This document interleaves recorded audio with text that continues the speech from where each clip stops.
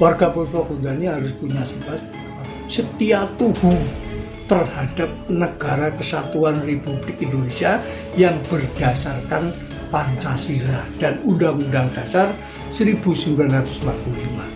Bambu yang ditanam untuk menahan erosi. Nah, diharapkan agar semua warga Padepokan Puspokondani bisa menahan erosi. Erosi apa? Erosi kepemimpinan, erosi kepercayaan, erosi budaya, berarti erosi kebangsaan. Nah, diharapkan agar Padepokan Puspokondani ini indah dan harum, sehingga ya sing tak jelaskan. Agar apa? Agar kita perilakunya tuh kalau disawang orang itu indah, nengsemno, nyenengno, serba baik dan harum. Harum kan kebaikan. Bisa nih harum mereka ada unsur kebaikan.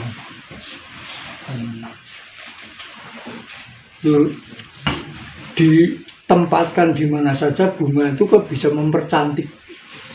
Nah, diharapkan agar murid Puspokondani, warga Puspokondani itu hidup di mana tempatnya, di situ bisa membuat suasana yang indah, harum, dan cantik.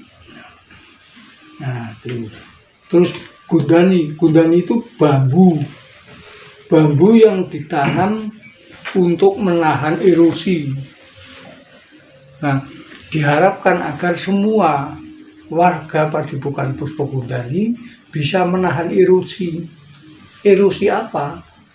Erosi kepemimpinan, erosi kepercayaan, erosi budaya, erosi budi pekerti,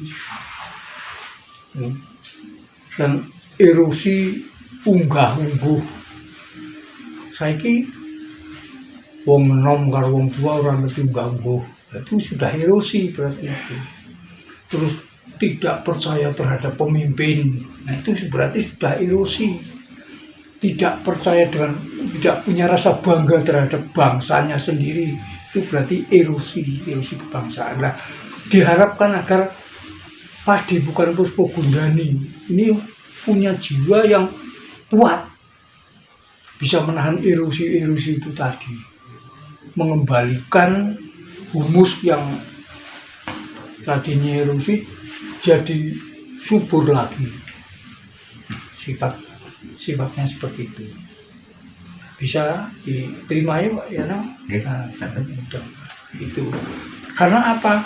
Munculnya ini Padepokan Puspokondani itu saat itu pada reformasi. Jadi itu dirintis itu. Jadi 99 itu merintisnya. Nah, nanti dibikin ini kan dalam pendirian kan sekitar 5 tahunan ya, Pak Yatno ya. Nah itu berarti itu. Jadi tadi sekali lagi sifat dari Puspokondani seperti itu. Nah, gambarnya naga kembar. Naga itu punya sifat kekuatan yang sangat luar biasa, apalagi kembar. Kembar apanya? Fisik maupun mentalnya itu sama-sama kuat. Artinya seperti itu.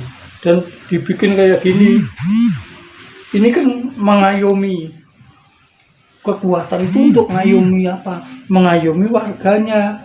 Makanya di dalam ini ada kelopak bunga berjumlah 10. Kelopak bunga berjumlah 10, yang satu sifat.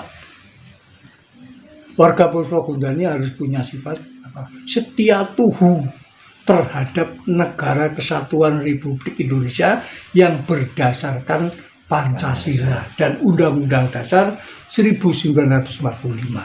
Maka di sini ada bingkai yang bersudut 5. Ini dari Pancasila. Terus yang kedua adalah sifat apa? Sifat cinta dan patuh terhadap aturan Padepokan Puspogondani. Terus yang ketiga itu punya sifat apa? Sifat bumi. Ini ambil dari Hastabrata. Bumi sifatnya apa?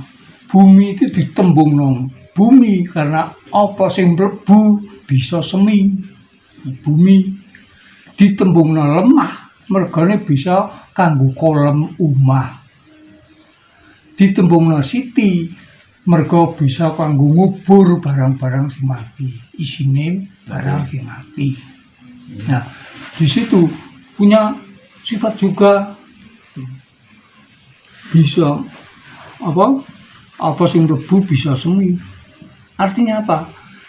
Kalau ada info yang baik bisa masuk, bisa diolah dan bisa dikembangkan. Artinya seperti itu. Terus ada barang sing mati bisa nggo mendem bangsane batang. Nah, itu apa?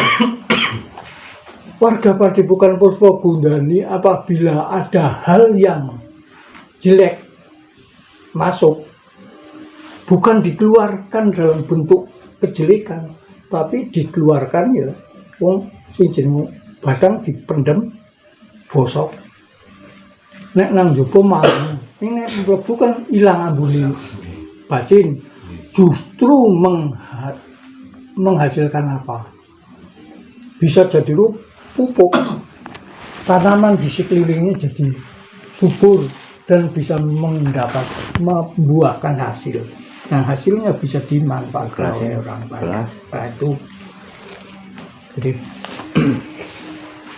Siti, sebutkan Siti apa sing barang mati ya. Di sini barang mati. Itu maknanya seperti itu. Terus jadikan kolom umah. Nulan ditembungno lemah. Jadi kolom umah. Artinya apa? Kalau kita hidup berkelompok itu bisa tentram, menentramkan, bisa jadi tempat itu tempat yang indah sebagai surga. Nah, tempat istirahat, tapi rumah kan tempat istirahat, tempat untuk bermusyawarah, tempat untuk bercanda, tawa terhadap keluarganya. Itu bisa bahagia di situ, membentuk suatu kebahagiaan yang luar biasa. Itu sifat yang bumi. Tapi dikala emosi, goncang buminya hancur semua. Puspogondani luar biasa. Orangnya bisa membentuk jadi buah yang keindahan yang luar biasa, diam, membahagiakan, tapi dikala emosi kekuatannya dikeluarkan bisa menghancurkan segalanya. Itu harapan dari makna itu. Terus sifat srengenge, ya. Srengenge itu kan menyinari, memberi kehidupan.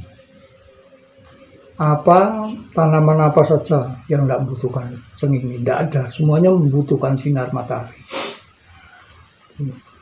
Jadi panas, tapi panas menghidupi. Terus sifatnya air bisa untuk semuanya membutuhkan air untuk kehidupan.